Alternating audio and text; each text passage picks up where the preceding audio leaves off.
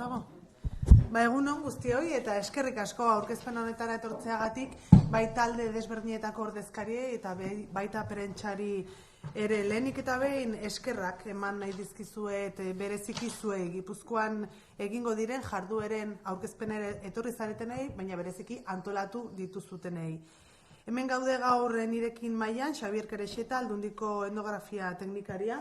Eskerrik asko, Xabier. Amaia Aldalur, Gipuzkoako Abesbatzen Federazioaren presidentea, eskerrik asko. Eta Beñat Azardegi, Bertsolaritzako elkarteko ordezkaria, mila esker zuri ere bai. Eskerrik asko baita Euskal Herriko Txistulari elkartearen ordezkariak, Gipuzkoako Dantzarien Biltzarrako ordezkariak eta Soinueneko ordezkariak baita ere. Otsailaren 4ean, Santageda bezperan egun berezia izaten da musika, kanta, ahozko tradizioa eta herritu kolektiboak nahastuz guru sustraietara bidaiatzeko aukera bat daukagu. Data horrek gogoratzen digun ondare inmateriala belaunaldien arteko lotura elementu bat dela. Gizarte loturak indartzeko tresna eta gure kultura nortasunaren ikurra. Baina honetarako beharrezkoa dugu ahalegin kolektiboa. Makilek lurra kolpatuz, lo dagoen lurra esnatzen dute eta koplek berriz belaunaldi igaro den ahozko tradizioarekin lotzen gaituzte. Festa honen izaera simbolikoa ere azpimarratu nahi dut, omenaldia egiten baitio erresistentziari, adorearen eta babesaren ikur den Santagedari. Euskal Herrian haren irudiak esanai berezia hartzen du kristau tradizioa eta elkartasuna, berdintasuna, gizarte kohesioa bezalako balioak uztartzen dituelarik. Santagedako bertsoak salaketa eta aldarrikapen tresna gisa ere erabil ahal ditugu eta horren harira aipatu nahiko nituzke Maialen Lujanbioren bertso bat. Zeinak indarkeria matxistaren aurkako borrokari hain zuzen. Ahozkotasunaren eta kantu kolektiboaren indarrean bidez, isilpean geratu behar ez den errealitateak ikustarazten dizkigu. Eta gizarte bidezkoago eta berdintzailego baten aldarrikapena lotzen du. Gure kulturaren ahalmen eraldatzailearen lekuko da hau, gaur egungo erronketara egokitzeko gai baita. Aurten Gipuzkoako 20 udalerrik baino gehiago hartu dute parte programazioaren bidez programa desberdinak prestatu, Zantzuolako txistularietatik hasi eta Zestoako bertsolaritzaraino, Zarauzko koruak edo Mendaroko kolegirak ahaztu gabe. Azkenik, eskerrak nahi dizkiet programazio hau ahalbidetu duzuten elkarte guztiei, eskerrak eman nahi dizkizuet ahalegin horregatikan. Gipuzkoar guztiak animatzen zaituztegu baita ere, honetan parte hartzera. Eta besterik gabe, Xabier Kerexetari emango diot hitza lehenik eta behin. Eskerrik asko. Diputatuak esan bezala, bistan da Santageda bezperaren jai honetan hainbat elementu biltzen direla ondare aldetik balio handia dutenak, badaude elementu batzuk paganotzat edo hartuko genituzkenak, izen kristau baten pean biltzen direnak, baina halabeharrez gertatzen ez direnak, gauez gertatzen dira, iluntzean gertatzen dira, neguaren erdian gertatzen dira, udaberrira begira jartzen garen miniziklo batean, natura ernatzen den momentu horretan, baina hori baino are importanteagoan ikustu du dela gaur egun duen balio soziala. Herrito guztiak balio dute jatorri bat badutelako, jatorri batzutan oso zarra, berriagoa izan daitekena, baina batez ere komunitate zentzua eta kohesioa indartu egiten dutelako. Santagedaren kasuan hori evidentzia bada. Denetariko taldeak horretan oso bersatila ere bada.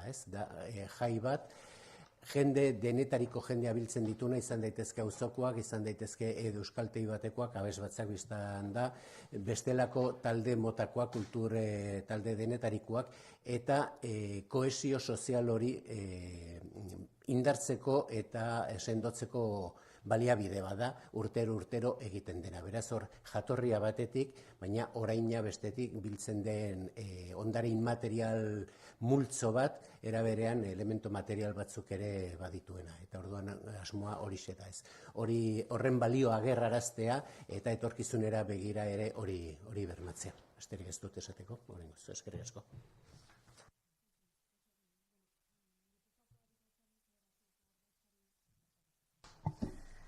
Gipuzkoako Abesbatzen Federazioko ordezkari bezala, guk argi daukagu kantua dela gehien bat, karuak diela protagonistak Santageda bezperako herrituan. Bai bertsolariak, bai abesbatzak, Xabierrek esan duen bezala talde desberdinetako pertsonak, azkenian ez, kantuan biltzen dienak, eta gure kasuan hemendik aurrera, edo benegoen dela hilabete baia mapa bat sortzen hasi gea gure webgunean, gehien bat elkargunean jartzeko zenbat eta zenbat talde dauden Santagedan inguruan kantatzen dutenak. Oen galdezka segea eta herri asko eta askotan dago, nik uste hortze hola, baina oso xume edo oso isilean, eta orain nik uste dut ekarri behar deula, ekarri eta azaleratu eta eskolek ere egiten dute, horrela aipatu behar da, Peretz Porrotx eta Mari Mototxi esker ere oles lurra esna zaitez, horrek ere umeak esnatu inditula eta esplikatu edo azaldu aldi izan diegula zer esan nahi dune Santagedan, Santagedari gertatu zitzaion edo Santa zergatik egin zuten, baina gero zertarako makila, ez? Lurra esnatzeko, neguan gaude eta udaberriari dei egin behar diogu eta pixka bat horri ere bere bidea jartzeko, ez? Gu poliki mapa hori osatzen ari gea, baina egia da Gipuzkoa mailan herri pila daudela eta abesbatzen artean ere poliki indar hartzen nahi dela. Ni Zumaiakoa naiz eta gure herrian bertsolariak baserriz baserri ibiltzen zian eta orain abesbatzak ere poliki hasi dira parte hartzen. Hernani bertan ere nire lantokian izugarrizko ohitura dago. Haiek taldea daukte urteak danamatzatenak hori egiten eta egia esan oso posizioan behar dugu gutxienez Gipuzkoako federazioan, Abesbatzen federazioan indar hartzen nahi dalako eta indar gure aldetikan ere indarra emango diogulako eta kantua eta hitza erabili behar ditugulako beti. Osake hau gure aldetik. Eskerrik asko, Amaia Beñat. Bai, Amaiak esan duena pixka jarraituta, Gipuzkoako bertsozalentza eta bertsolarientzako oso egun berezia eta ospatua da Santageda bezpera. Batzuentzat esan dezakegu, akaso urteko saio kutxunenetako ere izaten dela, aurrez aipatu duzuen belaunaldi artekotasunagatik, ez? Ospakizun baten eta herritu baten baitan gazteenentzat askotan helduekin lehen saio egiteko aukera ematen da eta helduentzat askotan urteko saio bakarra izateko saio bakarra egiteko aukera ere ematen da. Aipatu ezela hainbat eta hainbat tokitan izaten gara, beste eragile batzuekin ere egun eder bat pasatzeko aukera ematen du eta zaindu eta batez ere ondo ospatu eta gozatzeko egun badela azpimarratu nahi dugu. Eta horixe, gure partetik. Eskerrik asko, beraz guztiok animatu, koplak kalez kale edo baserriz baserri kantatzen ibiltzea, tradizioa gure komunitatean bizi alizateko Santageda garenaren eta izaten jarraitu nahi dugunaren adierazle simboliko bat ere badelako. Nork ez ditu kantatu Santagedaren koplak eta inoiz kantatu ez dituen ari animatu egin dezala esperientzia bezala ere oso ederra delako norbanakoarentzako. Ez dakite galderarik dagoen streamingen, ez oso ondo. Eskerrik asko guztiei etortzeagatik eta hau errealitate bat bilakatzen jarraitzagatik urtez urte.